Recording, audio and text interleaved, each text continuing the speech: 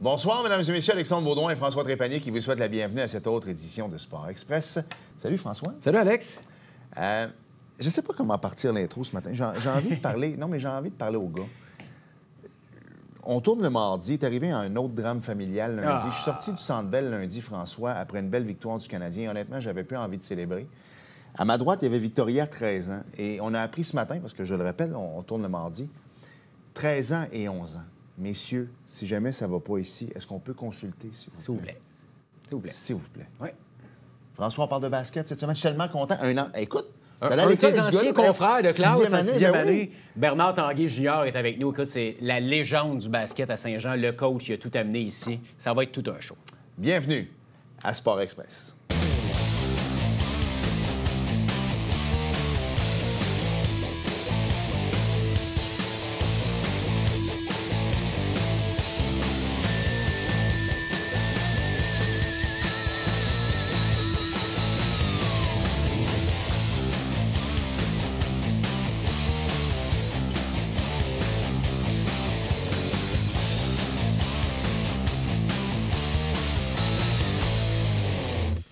François, on parle souvent des géants, mais j'avoue que c'est la première fois en quasiment 10 ans qu'on va parler de basket et de géants. Moi, c'est un gars que je connais pas, mais toi, tu as dit, Alex, si on parle de basket, c'est sûr que c'est lui qu'il faut absolument... On me dit que c'est M. Basket. C'est une légende. C'est à ce point-là? Non, mais quand on parle de basket à Saint-Jean, le nom de Bernard Tanguay est le premier nom qui va revenir, ça, c'est sûr et certain. Ben voilà, il est en entrevue avec nous cette semaine. Bernard, salut. Salut, merci de m'accueillir. Merci d'avoir accepté l'invitation. C'est sûr, d'abord, tu as quel âge? On dit ça en partant. On start avec ça. On va parler de début quarantaine, comme nous autres. Ouais, on peut faire comme ça. Nous autres, début 40. Parfait. Moi, j'ai 44. Ça me dérange pas de le dire. On vieillit, malheureusement.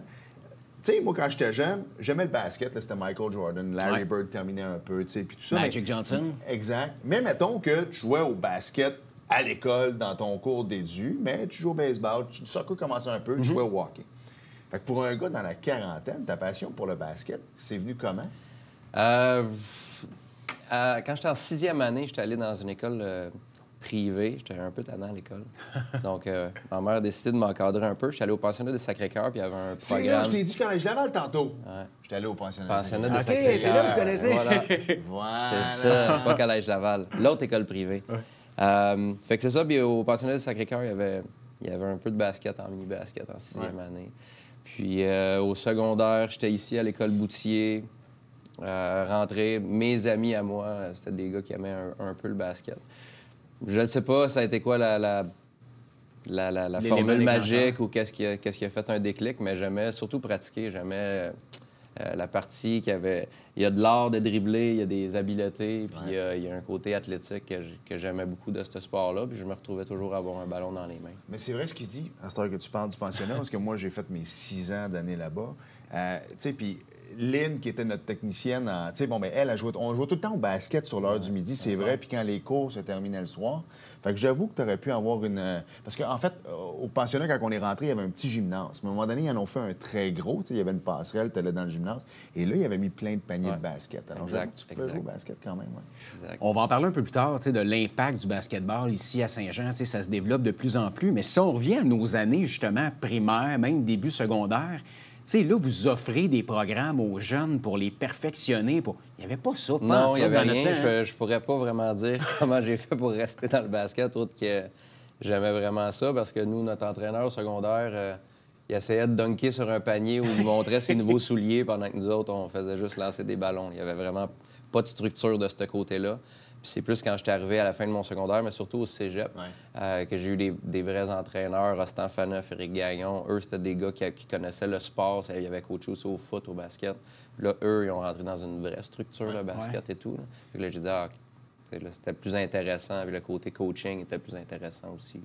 Puis comment tu as aidé à le développer, ce programme de basketball-là à Saint-Jean? T'sais, on le dit, dans notre temps, il n'y en avait pas. Là, il y en a. Quel était ton rôle vraiment pour structurer tout ça? Quelle partie? La partie de l'association. L'association a ses parties dans... On parle des riverains, c'est ça? Les riverains de Saint-Jean avec Éric Gagnon, qui est un collègue de travail, qui est professeur aussi. Débuté pendant une réunion à l'école, que peut-être qu'on aurait peut-être dû écouter un peu plus, mais on n'écoutait pas, on parlait de basket comme ça. Et puis on s'est dit, ce serait peut-être le fun d'essayer de faire un tournoi en regroupant. On va faire un camp d'entraînement, un essai. On va faire venir une dizaine de filles, puis on va aller faire un tournoi. Juste voir qu'est-ce que ça donne, parce qu'il y avait des petites équipes scolaires, puis on dit, on prend toutes les meilleures, puis on fait un tournoi. On a fait un tournoi, c'était le tournoi de Jeanne Mance, le tournoi Invitation de Jeanne Mance, qui était le plus gros tournoi qu'il y avait au Québec. C'est Invitation seulement. Puis nous, il manquait une équipe, on est allé, puis on a fait la finale avec cette gang de filles-là qui commençait. Fait que c'était bien. Puis après ça, on s'est dit, on est parti dans la Ligue civile à Montréal. Donc, on a bâti nos équipes, notre structure d'année en année chez les filles surtout. C'est là que ça a commencé. Fait que l'association est partie vraiment avec nous deux, puis de fil en aiguille, avoir plus d'équipes, plus d'entraîneurs, les parents qui sont impliqués, ça l'a grandi jusqu'à aujourd'hui, qu'on est, si je ne me trompe pas, une ou sinon la plus grosse association de basketball du Québec. Wow, quand même. Ouais. On avait presque 300 jeunes qui sont venus à nos essais là, pour faire les équipes en début d'année. Juste en Benjamin garçon, les secondaires 1-2, il y a 2 équipes Benjamin gars. Puis il y a une ligue de Benjamin gars qui va avoir 4 ou 5 équipes dedans qui vont jouer une ligue de développement parce qu'il y avait trop de petits gars qui étaient là. L'arrivée des petits gars, ça change aussi la donne.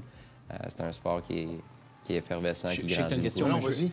D'où vient cette popularité-là, tu penses, chez les jeunes? Tu sais, là, comme tu dis, avant, il n'y avait rien. Là, maintenant, vous manquez presque de place. Quel a été l'élément déclencheur? Bien, assurément, l'arrivée, les Raptors. Les Raptors sont arrivés là, ça fait un petit peu plus que 20 ans. Les Raptors qui sont arrivés 25, je pense qu'ils ont célébré. On a été chanceux parce qu'on a eu un bon gars comme Vince Carter qui a aidé aussi. C'est ça. Les Raptors arrivés. Fait que Toronto ont grandi beaucoup et rapidement. Toronto sont peut-être 5-10 ans en avance sur Montréal puis notre région, je dirais, en basket. Mais oui, cet engouement-là. Après ça, l'arrivée Vince Carter, ces gars-là. Puis la popularité, le basket, c'est mondial aussi. Fait que les réseaux, c'est pas juste le réseau américain comme la NFL, que c'est juste les Américains qui vont être là, puis nous, parce qu'on est des voisins. Mais là, c'est l'Europe au complet, l'Asie au complet, l'Afrique au complet, l'Amérique. Donc, tous les continents ils ont du basket. Fait qu'il y a une visibilité qui est là. C'est un sport qui est spectaculaire. C'est un sport qui est collectif, mais très individuel à la fois. Donc, tu peux avoir... tu peux shiner un petit peu plus. On parlait de hockey tantôt. Au hockey, il y a une partie qui est individuelle, mais c'est dur pour une personne de déjouer tout le monde, d'aller faire tous les buts, tous les paniers tout le temps. Au basket, une personne peut avoir un impact. Les jeunes aiment ça, cette partie-là aussi. Fait que ça grandit, puis ça continue de grandir encore, là, partout dans le monde, pas juste ici. Tu sais, ce qui arrive aussi, c'est que les têtes d'affiche, on oublie LeBron James, là, qui est un Américain, mais tu as eu dans les années 2000 un Steve Nash, qui est un Canadien, qui a aidé aussi à la popularité du sport. Tu as eu un Chinois, en ce moment, tu as un Grec, Popokunko, je pourrais dire son nom, il est long de même, mais c'est un Grec aussi. Donc, je pense que c'est un sport qui est multiculturaliste. Alors, ça aide énormément. Puis, tu parlais de la popularité, puis parle-moi que c'est on me dit que les Raptors, quand ils sont venus vendredi passé, d'abord, les billets se sont vendus en 10 minutes. Et ça a l'air qu'ils ont oublié un élément clé. Quelqu'un disait ils ont oublié leur plus gros joueur. Là, je me dis Chris Boucher avait la COVID, alors il ne pouvait pas jouer. Non, ça a l'air qu'ils ont oublié leur DJ. Et les joueurs sur le court étaient en tabaslac parce qu'il n'y avait pas de musique quand ça jouait. Alors, je pense que la NBA est très 2022 maintenant. Ça, ils ont compris ça. Aussi, hein? Exact. Il y a de la musique pendant le jeu. Les joueurs embarquent. Les joueurs sont cool. Toi, j'imagine, des fois, au niveau vestimentaire, est-ce qu'il faut que tu parles à tes jeunes en disant « OK, c'est correct, c'est la NBA, mais tu peux peut-être t'habiller différemment quand tu arrives au court. » Non, mais c'est drôle que tu le mentionnes parce que la NBA ont essayé de faire un code vestimentaire. Ça n'a pas marché. Ça a fonctionné de façon limitée parce qu'ils voulaient qu'il y ait quand même une belle image pour les jeunes, parce que souvent, c'était associé pour aucune raison à que ça soit au milieu plus défavorisé d'une ville, puis c'était pas ça du tout nécessairement. Mais les gars voulaient pas être en habit. Fait que là, c'est l'autre côté de la mode qui est sorti. Donc, le côté cool, l'aspect des souliers, l'aspect... Fait que le basket, il y a beaucoup de ça. Il y a beaucoup sur le terrain, mais il y a beaucoup à l'extérieur du terrain de comment tu t'habilles. T'as-tu les nouveaux souliers? T'as-tu les écouteurs? T'as-tu la musique? Aussi, arrive avec des T-shirts. Mettons, comme au niveau de l'avortement, l'an passé, aux États-Unis, c'était un sujet qui polarisait. Les gars arrivaient avec des T-shirts, ils s'affichent. Et là, ça fait parler. Ça polarise énormément. Très impliqué aussi de plus en plus en politique. politique et en cause sociale. Ouais. Puis les gars, que ce soit NBA ou les pros partout, basket, sont aussi... Moi, je suis beaucoup du côté féminin. Ouais. La promotion du sport féminin, pas juste au basketball, les athlètes professionnels au basket sont les premiers à avoir une voix très, très haute. Même chose pour les filles de la WNBA. Ils sont très, très impliqués socialement. Fait que là, on met la mode, l'implication sociale, la musique et le sport ensemble. Il n'y a pas beaucoup de sports qui vont aller chercher toute cette panoplie de choses intéressantes, là. Dans un sens où on se complète, parce que moi, je gère du hockey féminin élite sur la Rive-Sud au niveau 3A, et toi, tu coaches des filles. C'est pas juste en Division 1 en plus.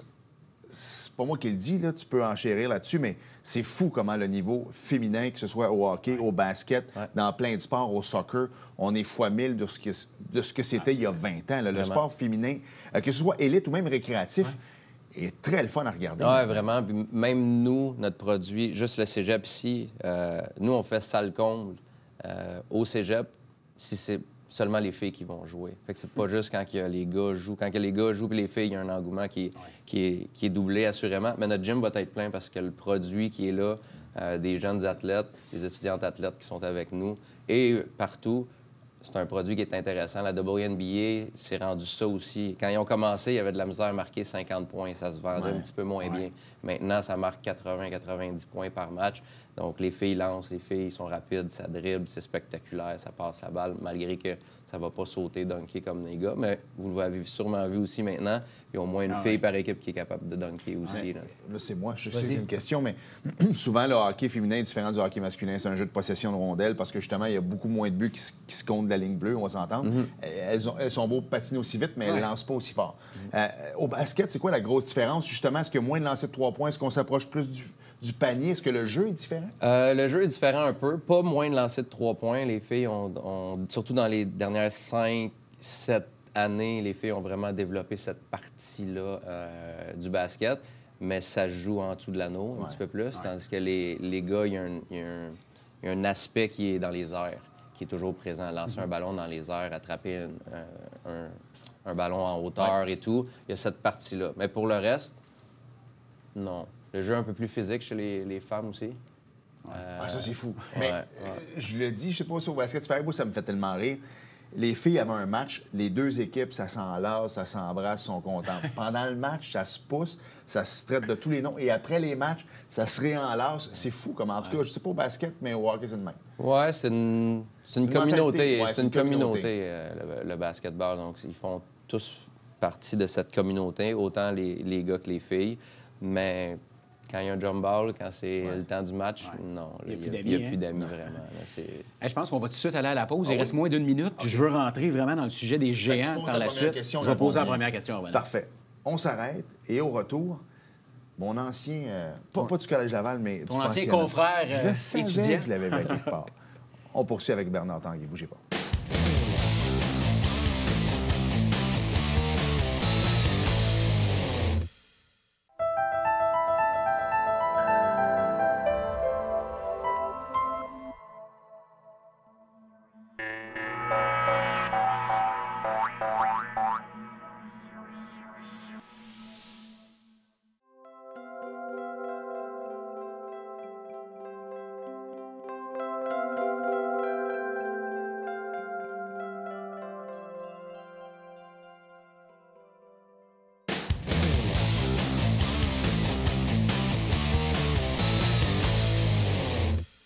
Nous sommes de retour à Sport Express et je sais que ça risque d'être ta meilleure question de l'année. Je ne sais pas pourquoi. Bien, je pense que ça va être une bonne question parce qu'on la pose tout le temps à Jean-Philippe Bégin, coach des Géants. On la posait à Alex Surprenant, à Alexandre Vendette auparavant, de vendre le produit des Géants de Saint-Jean. Tu sais, le recrutement, c'est important.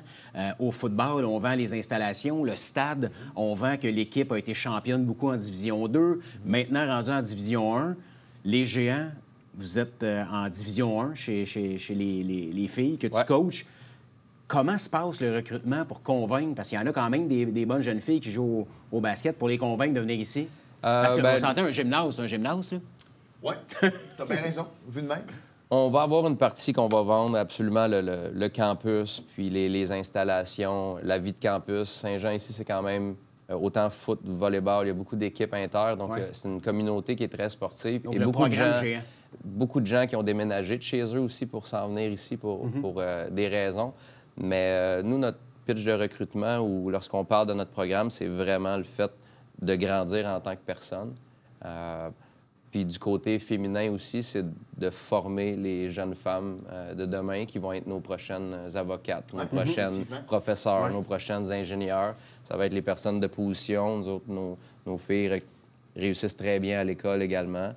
Moi, je suis éducateur, je suis professeur, donc c'est sûr que la partie... Prof d'anglais, toi, on va le dire. Professeur d'anglais, donc c'est sûr que la partie éducation est omniprésente dans notre programme. Mais une fois que tu mets les pieds sur le campus, tu le sens déjà, le produit qui est là. On est fort en développement basket aussi, fait que développer les habiletés individuelles, c'est ça qu'on vend. Mais on essaie de les préparer pour le futur, pas juste basket, mais pour leur métier aussi. Fait qu'on met... En anglais, on appelle ça « Women Empowerment ». Fait qu'on mise beaucoup là-dessus, puis on veut qu'il y ait une place importante dans la société, pas juste sur le court de basket. Absolument. C'est des étudiantes athlètes à la base, on ne se le cachera pas. À quoi ça ressemble une semaine pour une joueuse de basket ici de haut niveau à Saint-Jean? Est-ce qu'on joue au basket à tous les jours? Il y a des pratiques à tous les jours, des matchs à tous les week-ends? C'est à tous les jours. C'est à tous les jours. Ils vont avoir des pratiques à tous les jours après l'école. On a une pratique le matin un petit peu plus tôt où est-ce ça va juste être... Ils vont aller shooter la balle, ils vont aller lancer des ballons. Ils font leur musculation 2-3 fois par semaine aussi. Ils ont des périodes d'études obligatoires 2 fois par semaine. Ils ont du vidéo 1 fois par semaine quand la saison commence. Nous, le week-end, la fin de semaine, on leur laisse liberté. Moi, j'ai 10 de mes 14 athlètes qui viennent de l'extérieur, qui sont en résidence présentement. Fait que le week-end, c'est optionnel. Ils peuvent venir au gym lancer des ballons, mais on n'a rien d'équipe. Il n'y a pas de match le week-end? Bien, il y a des matchs, des fois, le week-end, le dimanche. Nos matchs, la plupart du temps, c'est le vendredi. Mais des choses que l'on rajoute, nous, comme des pratiques d'équipe, le week-end, on laisse les filles la possibilité de retourner à la maison, d'aller voir leur famille, aller voler de la nourriture à la maison aussi. Le nom géant, je pense qu'il est bien vu partout au Québec, pas juste au foot, mais que ce soit au volleyball, au basket aussi. Absolument. Le branding géant ou le nom, la reconnaissance du logo géant est de plus en plus grandissante. Le volleyball a fait une super belle job aussi. Le volleyball sont champions en Division 1 l'an passé. Le football, c'est un programme qui est là depuis des années. Nous, en Division 2, avant de faire notre ascension aussi, tout le monde nous connaissait du côté féminin. Le volleyball féminin est tout le temps solide. Le soccer est tout le temps solide. Le flag. Donc, il y a aussi un aspect que les géants gagnent. C'est des programmes gagnants. Fait que, oui, puis je pense qu'il y a une belle image. Puis l'aspect communautaire qu'on parlait tantôt, les gens le ressentent. Moi, quand je vais recruter ou je vais parler, des fois, c'est « Ah, ma soeur, elle joue au volleyball. » Et elle le sait que c'est le fun de jouer à Saint-Jean ou mon cousin joue au football. Peu importe, c'est pas juste le basketball féminin. C'est vraiment l'entité géant au complet qui est bien représentée. Je veux qu'on revienne un petit peu chez les plus jeunes, les riverains, qui est un programme grandissant. Moi, le fils de ma conjointe, Élie, s'est inscrit cette année. Il joue pour la première fois. Il adore son expérience. Tu sais, c'est un garçon qui jouait au hockey, puis là, il fait une place au basket dans sa vie. Puis je pense qu'il réalise que le basket a peut-être une place un petit peu plus importante qu'il pensait. Puis on dirait que c'est en train peut-être des fois même de dépasser le hockey. Les familles, il y a des parents qui nous regardent à la maison, des enfants sûrement, bien moi, j'aimais ça. Comment ça fonctionne, le programme? On s'inscrit, il y a un camp d'entraînement. Là, ça commence maintenant, c'est ça? Oui, bien, les camps d'entraînement se sont faits, les camps de sélection, mais c'est pas des sélections comme telles, c'est plus l'organisation des équipes, parce un jeune qui veut jouer au basket va jouer au basket pour nous. Là, il ne sera pas coupé. Le site web, le Facebook de l'association est quand même très, très clair. Normalement, lorsqu'on commence fin août, début septembre, c'est les camps d'identification, où on forme les équipes. Ensuite de ça, les équipes vont jouer, vont pratiquer 2-3 fois par semaine pendant toute l'année jusqu'au mois de fin février, début mars. Fait que ça, c'est les saisons civiles. Les riverains évoluent dans la Ligue civile de la CBQ, de la RSEQ, de la Ligue de basketball du Québec. Donc, nos équipes évoluent là, garçons, filles, c'est tout du Division 1. C'est quand même du très, très bon calibre des deux côtés. On a aussi des ateliers pour les plus jeunes, donc les premières années à 5e année, mais ceux qui n'ont jamais joué au ballon. Ceux qui n'ont jamais joué à initiation, ça, c'est les samedis matins, qui est un produit qui est là, parce que nous. Puis c'est le fun parce que la plupart des entraîneurs là, c'est mes athlètes, mes filles du cégep qui vont coacher. Ça, c'est le fun. Ils vont coacher les jeunes, les petites filles, les petits gars. Fait que c'est des athlètes gars, comme la Ligue que je vous parlais, la Ligue Benjamin de gars, c'est les géants gars basket qui s'en occupent, qui le gèrent. C'est eux qui les coachent, qui les arbitrent. qui donne un coup de main, puis on fait la même chose avec les filles, avec nos plus jeunes. Fait que c'est vraiment... C'est une grande fille de 18 ans qui est en train de coacher les petits-enfants qui commencent au ballon. Pour ces enfants-là, c'est le fun, parce qu'après ça, ils veulent jouer pour les géants. Hein? Fait voilà. que On l'espère. Non, mais c'est vrai pareil, parce que quand on est plus jeune et qu'on voit ces gens-là, ces filles-là, c'est sûr qu'on veut devenir comme elles. C'est de beaux exemples. Comment, peut-être au niveau plus jeune, parce que, tu sais, le basket, on ne connaît pas tant. En tout cas, moi, les règles... Je suis capable d'écouter un match de basket, puis je sais que c'est souvent serré jusqu'à la toute fin. C'est un sport, tu sais, mais les technicalités, les fautes, les ci, les ça, je les connais pas. Comment c'est gérer des parents qui, des fois, connaissent plus ou moins le sport? Tu sais, au hockey, des fois... bien le connaître. Ouais, au hockey, des fois, ils pensent qu'ils connaissent, mais finalement, ils connaissent rien. C'est facile. Mais au basket, tu dois gérer des parents qui connaissent de moins en moins ça. Est-ce que c'est un autre niveau C'est une dynamique qui se gère quand même assez bien, mais oui, il y a beaucoup de sifflets au basketball. Fait qu'au début, c'est quoi les fautes, les sorties de balles et tout. Fait qu'il y a beaucoup de sifflets, mais nous, avec les jeunes, le plus important avec nos jeunes quand ils commencent à peut-être 7, 8, 9, 10 ans dans ces eaux-là, c'est qu'ils aiment le sport, c'est qu'ils s'amusent.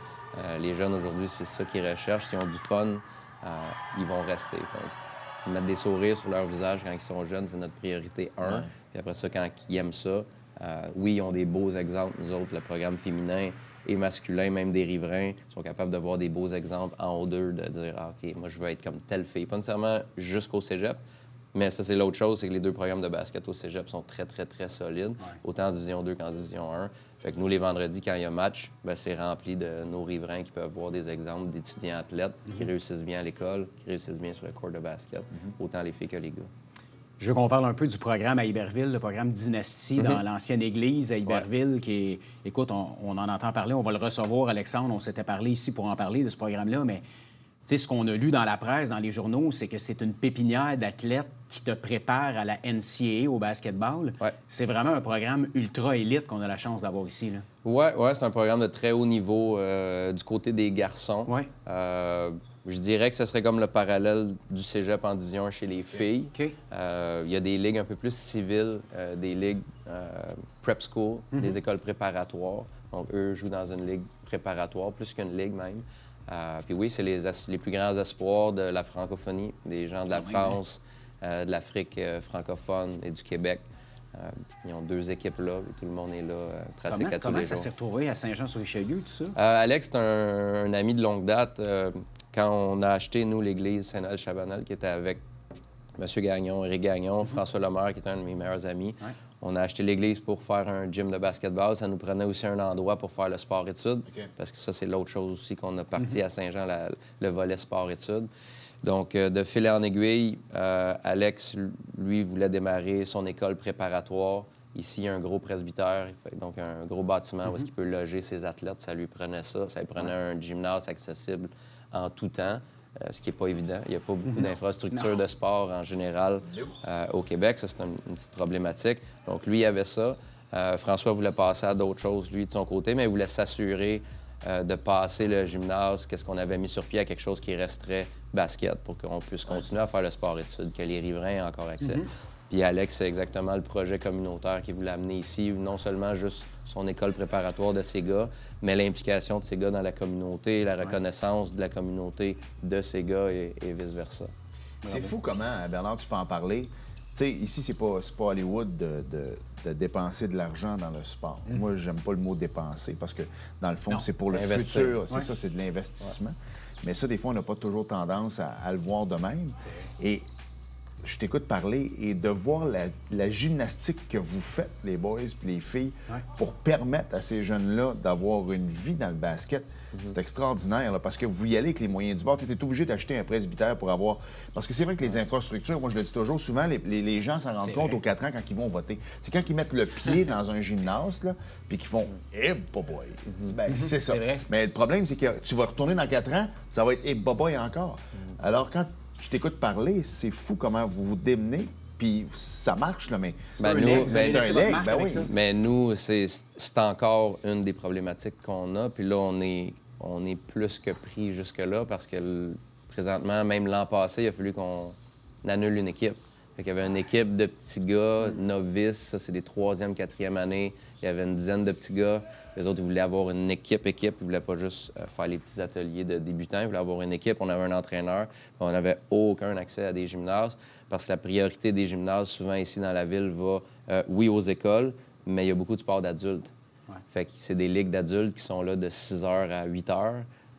Ben nous, on peut pas faire pratiquer des jeunes de 10 ans, 12 ans à 8 heures le soir jusqu'à 10. Fait qu'il y a une partie qu'on manque d'infrastructure, puis il y a une partie que moi, quand je jouais un sport, que ce soit un hockey COSOM le soir ou j'allais jouer au volleyball ou au basket, ma ligue de basket a commencé à 8 heures le soir, puis ma ligue de COSOM a commencé à 9 heures même le soir. Ça, il y a ce côté-là, mais oui, absolument. Ça prend une infrastructure, je parle pas juste pour le basket. Là, il manque un centre sportif où nos jeunes de la région peuvent aller faire du basket, du hockey. Multifonctionnel. Ouais, le message est lancé. Exact. Il y a souvent des élus qui nous écoutent. Absolument. Oui, oui, salutations à notre député numéro 5. Oui, Mme la mairesse également, qui est une grande fan. Bernard, en terminant, il reste une minute. On a eu le privilège d'avoir une équipe à Montréal cette année, l'Alliance de Montréal, qui s'est installée. Ça a eu l'air d'être un beau succès à l'Auditorium de Verdun. Je ne suis pas allé encore. Tu es allé. C'était du bon basket? C'est très beau basket, très beau basket. La plupart de ces athlètes-là jouent pro, vont jouer pro, se sont ouverts des portes aussi pour jouer professionnel dans d'autres ligues. Okay.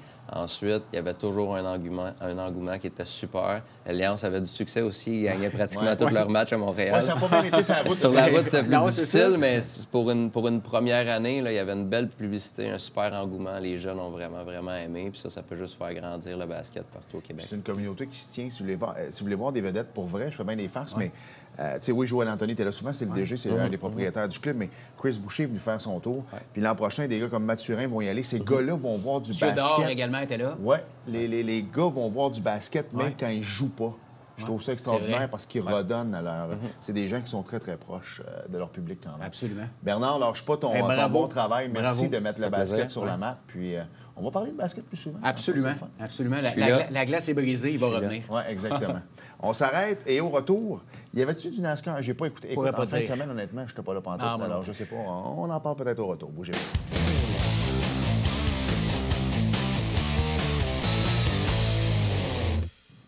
Nous sommes de retour à Sport Express. Alex, en 20 secondes, il y avait du NASCAR? Il y en avait du NASCAR, puis c'est Joey Logano qui a remporté. Écoute, je veux juste dire, Bernard n'a pas eu le temps d'en parler, mais il y a une fille l'année passée, Full Scholarship, Division 1 NCAA, 2 qu'on va placer cette année. Ça, c'est à peu près 72 000 US par année. Il va falloir en reparler de ça. Scholarship. C'est extraordinaire ce que les gars font. Vraiment. Bravo, Bernard. Merci, François. Merci. Merci à vous d'avoir été là et à la semaine prochaine. Salut. Bye.